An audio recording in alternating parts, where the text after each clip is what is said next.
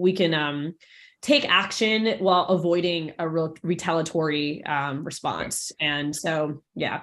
I agree. And if I can add just one thing, it's kind of weird, but I like be nice. And I don't mean be nice to your landlord. I know that you are frustrated and upset and angry, but that's your best hope for solving a problem is your landlord. It's not the law. It's not the representative's office because there's only certain things we can do, right? And so as much as we are frustrated, try to keep a good connection, a line of communication with your landlord. Don't be angry because in the end, under Florida law, it's your landlord that can help you if your landlord wants to. They don't have to, but if they want to. So get on your manager's good side. Don't be screaming and yelling and all of that stuff. That's just a little bit of real world help, in my opinion. Well, to your point, Mike, Lou, who's one of our constituents and a community advocate, and he's also a realtor, so he has a lot of good experience in this field. He shares, well, it won't always help. Discussing with the landlord ASAP why you can't pay rent can be helpful. Some landlords will agree to partial rent for a short period, especially if there's a promise to pay the rest in the next few months. So want to just amplify. That's how you do it. You try the best you can. You explain the circumstances. A lot of my clients get upset and angry and yell and scream, and I don't think that's ever productive. And I think at some point the recipient of that then just shuts down and says, you know what, we're not even going to think about helping anymore. Right. No, I appreciate that reminder. Yep. Along the same degree of what your contractual rights are, there are also cases, and you kind of mentioned this in passing, where you don't have a lease, where you're paying month by month. I mean, I personally don't recommend that to folks. I think if you can get a lease with outlined agreements, that's important. But the reality is that many folks, pay month by month. And we have families who live in hotels and motels, and they don't have any type of, really a formal tenant landlord agreement. And so I don't know if you have any additional commentary. Do you still have rights if you have lived in that location for X amount of time but don't have a lease? And what are those type of situations? Does squatting laws get into effect to that degree as well? I don't know if you have any insight to that. Squatting, yeah, I like that. When I was in law school, I loved to read about squatting rights because we thought that it happened all the time, but I don't think that really does. But right. I do strongly recommend that whenever you rent, you get a lease. A lease probably, hopefully for a year. If you don't have a lease, then you're really at extreme risk of your landlord just deciding for whatever reason that they want you to leave. And under Florida law, if you don't have a lease, you're considered for the most part to be a month-to-month tenant. And under Florida law, a landlord can terminate your right to stay in the property by giving you 15 days written notice prior to the end of every particular month. So you're at risk, and your landlord could just want to rent it to somebody else. I hate to say it, your landlord doesn't like the color of your hair or the way you spoke to them one day because you were loud or you weren't considerate. And your landlord, when you don't have a lease, can ask you to leave at a moment's notice. And most people say, how can I move in 15 days? I agree with you, but that's the law in Florida. So I would strongly recommend a lease. For the folks that live in hotels and motels, there's a different law that applies to them. But at some point, they've lived there for long enough that now it's considered to be their residence. Typically, if you have an efficiency, you might want to get your driver's license changed and mail changed to that address. And then if that's the case, then you transition from living in a hotel motel to living like in an apartment complex, and the laws that apply to apartment complexes then would also apply to you at a hotel motel kind of arrangement. So we see that a lot. A lot of folks in the last year or two, extended stay Americas and places like that, but they've been there for a while. And interestingly enough, the attorneys who represent those entities do know that the Landlord Tenant Act applies, and they have to go through a regular eviction as opposed to just simply locking the door, and having somebody removed by the sheriff. So they are getting better about that. Right. So, but month-to-month tenancies or having no lease, I know a lot of people emotionally don't like a lease because they feel committed to the lease then. But from a housing point of view, you must certainly want a long-term lease so that your landlord can't change the landlord's mind, and or raise your rent whenever your landlord wants to. Right. So a lease will Right. protect you. Yeah, a lease will Right. protect you. Yep. Really great point. Another relatable question: are there different rules for HUD housing residents compared to regular housing residents? And my initial response is usually yes, because Yes. HUD has to be regulated from the federal government. You know, any type of market rate housing compared to subsidized is going to have some sort of different standards when it comes to the increase of rent. But you can still be evicted in a HUD environment. I'm sure there might be maybe some more protections, but do you have any insight to the differences, if any? Yeah, so there are differences because that's federal regulations. There is another legal aid in Orange County. It's called Community Legal Services of Mid-Florida. So if you have HUD housing, Section 8 voucher, or anything related to that, you would want to call Community Legal Services of Mid-Florida, because there are different federal regulations that apply to evictions. But in the end, it's the same eviction process. We still follow the eviction under Florida law. It's just that there may be some greater protections because it's a federal housing environment instead of a private or state housing environment. But it still applies. You can still be evicted. Same rules will apply. Excellent. Thank you for that answer, Mike. Yep. So earlier this year, it's hard to believe it's almost the end of this year, but earlier this year, we hosted a really great conversation that was focused on housing discrimination. And we also know that especially folks who are returning citizens, they have been experiencing some of the most hardships in acquiring housing because their criminal background is leading to a discriminatory practice. Now, Orange County is actually right now pursuing a rental. Basically, it's a very modest tenants bill of rights, but it's focused on discriminatory practices and trying to prohibit discrimination on a few different levels, but also when it comes to type of payment. So as long as it's a lawful form of payment, you can't discriminate against that tenant. So thinking about SSI, thinking about maybe another rental assistance program. So could you just speak more to maybe in your 22 years of experience, like, you know, what has been your exposure to issues of discrimination when it comes to tenant issues, and you know, any advice you would offer to folks who might feel like they are experiencing discrimination? You know, it's a good question. You know, our Orange County is pretty diverse, you know, and so I think from that point of view, that's pretty good.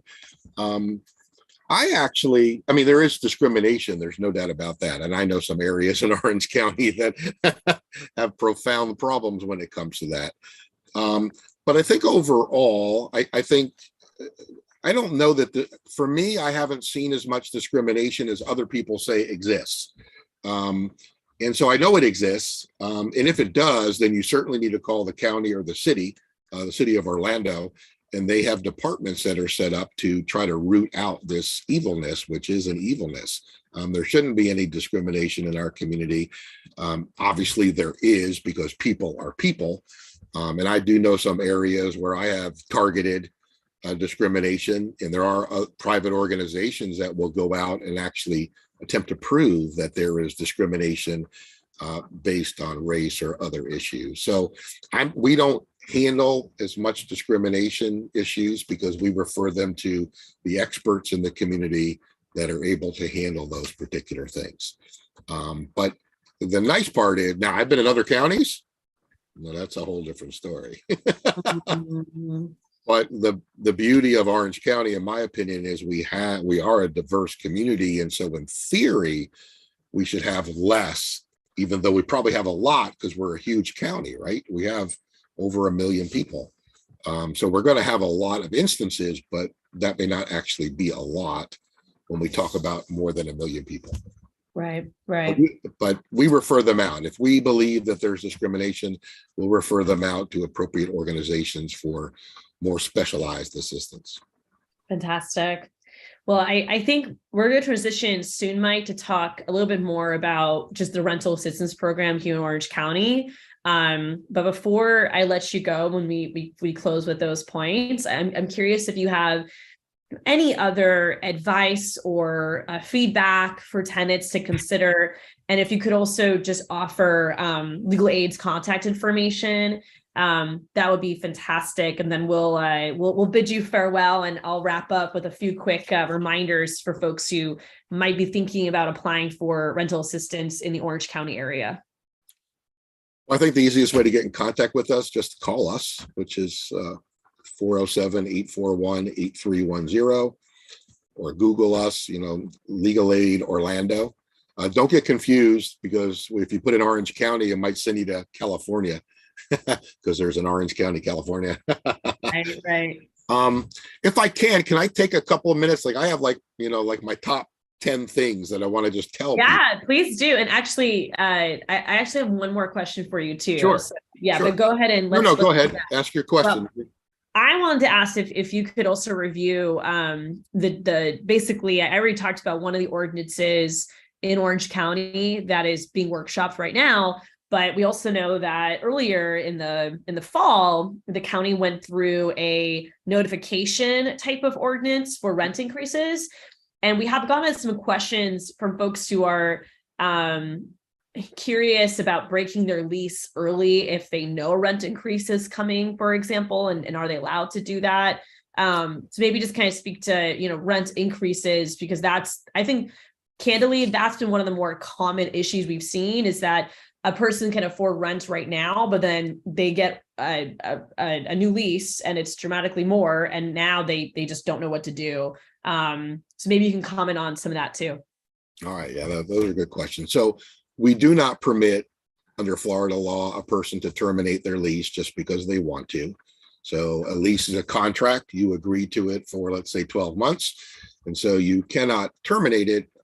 There are some exceptions if you have substandard housing conditions and your landlord doesn't fix. But overall, a lease is a lease, and you're stuck through the end of your lease.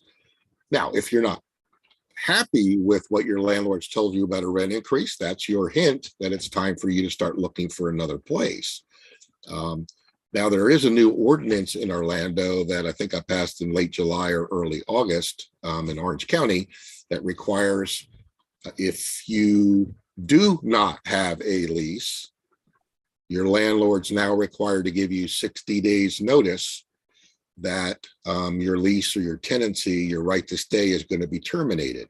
So if you have a lease that has an end date, the new ordinance does not apply to you, because your lease has the end date, and you should have known a year ago, for example, that your lease ended, let's say, January 31st, 2023. But if you don't have a lease, then Orange County, the commissioners in Orange County, pass an ordinance that requires your landlord to give you 60 days notice that you're going to have to leave. Now, we don't know if that's really valid or legal yet. I'm sure it's going to be challenged in court, but that's a fairly new law. So if you don't have a lease, your landlord's required to give you 60-day notice that you have to leave. To compare, Florida law only allows you to have 15 days notice. So that's why the county commissioners changed it. They wanted to give tenants who don't have leases more time to move. Okay. Now, if there's a rent increase of more than 5%, the new Orange County ordinance also requires 60-day notice of your rent increase. So now, in theory, landlords are going to start to provide their tenants with notice, with 60 days advance notice, that they're getting a rent increase. If you are okay with the rent increase, then you accept it, you sign a new lease. If you're not okay with that rent increase, then you're going to have to move out at the end of that 60-day time period. So again, these things are all brand new. They change significantly Florida law. We just don't know whether or not they're going to be valid. I'm sure that people are going to challenge it along the way. But the commissioners did a good job of changing the law, or at least trying to change the law, to give tenants a little bit more time to stay in the property, because we need more time. You can't find another place quickly in Orange County anymore. The rents are sky high and there's no inventory. So Right. the ordinance is an attempt to try to give people more time, a little bit more heads up about what they should do. Does that make sense? Totally. And just, just to add to that, your point is well taken about just the timeline to find a new place. It is very difficult. Terrible. The response of, go move is so hard because Terrible. moving is expensive. Finding another place that you can afford is close to impossible, especially if, you work in Orange County. And, I've had in the past constituents tell me I'm thinking of moving out of the county, even though I work in this county. And so then they're going to have additional gas costs, right, to drive to work. And so we're just pushing people away from their neighborhoods. And it's not sustainable. And it further erodes the diversity that we really celebrate in especially in Orange County. Right. In particular, our service workers, some of our service workers, they have to drive miles to get to work because they can't afford to live near their employer. And that's such a disservice to the work they do in generating revenue for our community, for the state of Florida, and so forth. So that's such an important point. I mean, I have a friend who called me and got a $400 a month increase in their rent. And she just absolutely is crying. She goes, how in the world can I afford this? How can I save money to retire? Right. And I'm like, yes, I understand that. So these are tragic things that are occurring in our community. And as you said, making it difficult for people to live and prosper. Yeah. And your point too, it impacts every generation. So I think there's an assumption that we're just talking about younger people, or we're talking about, young families or single individuals that are, able-bodied. Not the case. Like this in particular really impacts folks on fixed incomes who tend to be our elders and and those who are close to retirement age. So they don't have the ability to tap into benefits yet. And so, yeah, like that is such an important point. This impacts every person. It's not a specific category of individual. It's really everyone. It's broad, yes. Yeah. I did have my points, but I think if you wanted to ask questions, maybe Well, I feel like we've already grabbed a lot of questions that have come in, and we did have some additional pre-submitted questions that I'm looking at them right now. I think we uplifted most of them. The one that we haven't is around, is there any agency that offers relocation assistance? Again, we kind of alluded to the fact that moving is really expensive. Here in Orange County, I have not come across any agency that helps with moving. But I will encourage you to contact a state representative. We've helped people move just with our volunteer network. So if you are in that type of a situation, I just encourage you to, contact us, and we'll do our best to identify. Perhaps there can be a company that will in-kind a service. Sometimes we can find companies that are generous in that way. But do let us know, if you're in that situation, if you have a place to move to, but just not the means to move. And another question too, around just why can't we build more affordable housing in Florida, which, really is one of the solutions here is to, increase supply. And I would argue also look towards density and infill versus building out, like also building in our communities. So folks are closer to transit options and so forth. And, part of the response is that the state legislature has defunded affordable housing trust fund dollars for the last 2 decades almost. And those were dollars that were supposed to go to building more affordable apartments. And so we are behind, and it's very difficult to catch up when not only are the dollars not always there, but now we have labor shortages and supply shortages. So there's been a lot of good research on just the country as a whole is unable to meet the demand of housing in the speed we should because of some of these other supply chain and labor issues. But I will say that it's a priority for us to address those problems. And of course, we advocate for fully funding the Affordable Housing Trust Funds every session.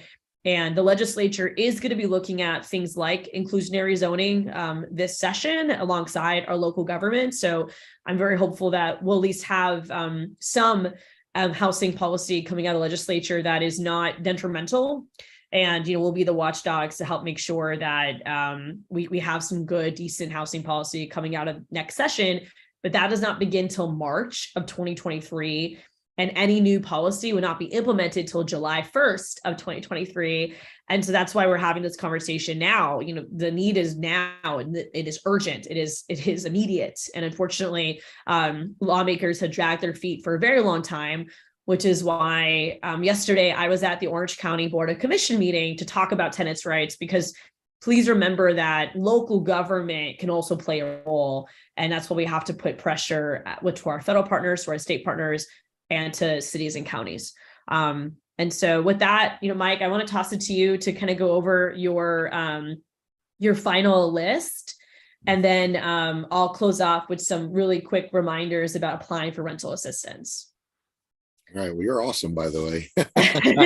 Thank you. I just have like my top things that I tell people, like renter. So don't pay in cash, things like that.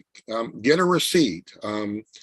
If you're paying in cash, it means bad things on your landlord's point of view, in my opinion. It means they're doing something they're not supposed to be. And a lot of landlords will deny that you paid your rent. So get a receipt, things like that. A lot of clients today, because of the housing crisis, they're having friends or family move in with them.